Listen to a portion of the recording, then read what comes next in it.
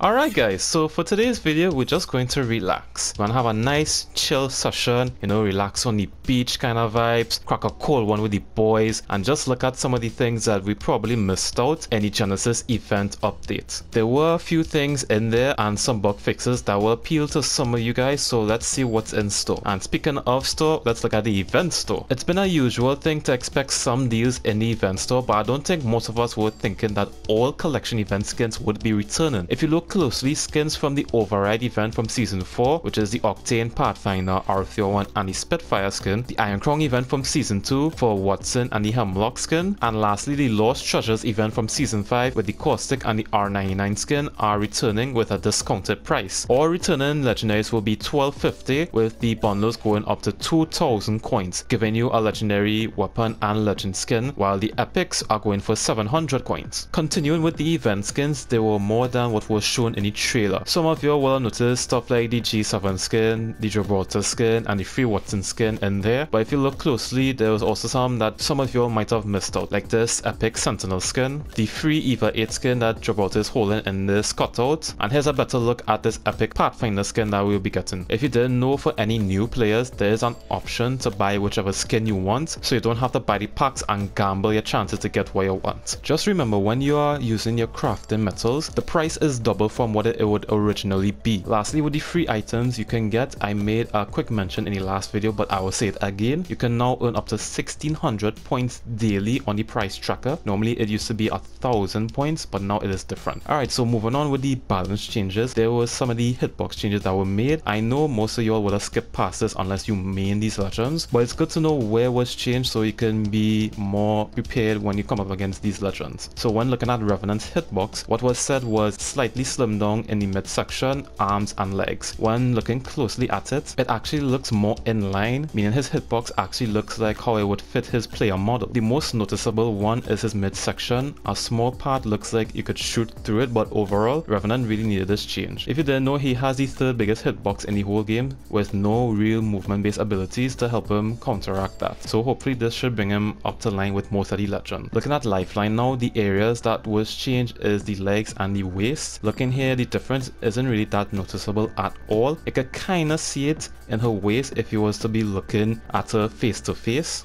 But overall, I mean, I do agree on what they say, which is the smaller legends do have a higher win rate and higher engagement rate in fights. Despite removing her gun shield, her performance still goes up. Even though these were the reasons that they made this change, I believe Lifeline didn't need any more nerfs done to her. She's fine just completely how she is. No other changes needed to take place, to be honest. Now moving back to Revenant, he did get another buff in the form of his passive where he could climb super high now. And there's a clip showing how high he could climb. The devs say that it is not unlimited, but with how far you can go, you could pretty much scale almost every building in the game. Rooftop campers will now have to watch every single angle now, since a Revenant can climb anywhere silently, pop out of nowhere and just one clip you. And lastly, with the bug fixes, I took some time to point out the more important ones for whoever plays these legends, like enemies not being highlighted in gas if you're playing Caustic. Gibraltar's ultimate will not damage a friendly Horizon ultimate. Enemy lifeline care packages will now have loot if that lifeline left the game before the drop even finished coming down.